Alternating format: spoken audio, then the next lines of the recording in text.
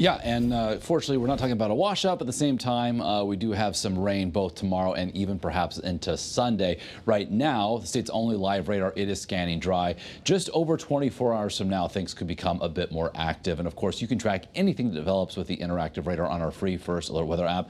Also get location proximity updates to the nearest lightning. All right, so tomorrow, that First Alert Weather Day is focused on evening storms. It could be strong, potentially severe. Otherwise, Sunday, we're seeing mainly dry. Cannot rule out an isolated shower popping up to the afternoon, a low-end chance for a rumble or two of thunder. Otherwise, the warmer than normal trend will continue through all of next week. Now, currently across Connecticut, we've got not the greatest of air quality, moderate to even unhealthy for sensitive groups. Basically expecting more of the same for tomorrow. We've seen an expansion of the air quality alert that was just in effect for the shoreline today to now include all of our southern four counties through tomorrow.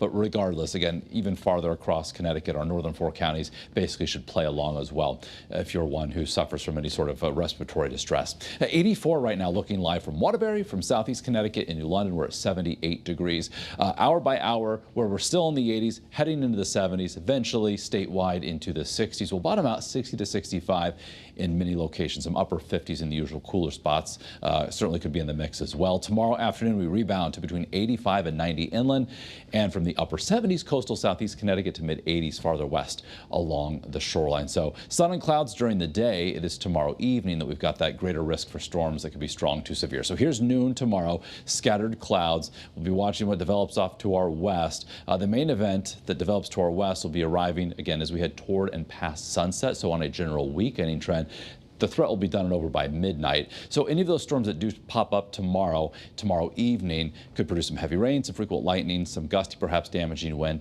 low in chance for some smaller hail. And then for Sunday, behind this cold front, some lingering instability that could trigger a couple of showers. We'll have much more on the weekend and beyond, of course, with our Super 7 Day coming up when our First Alert Weather Extra continues.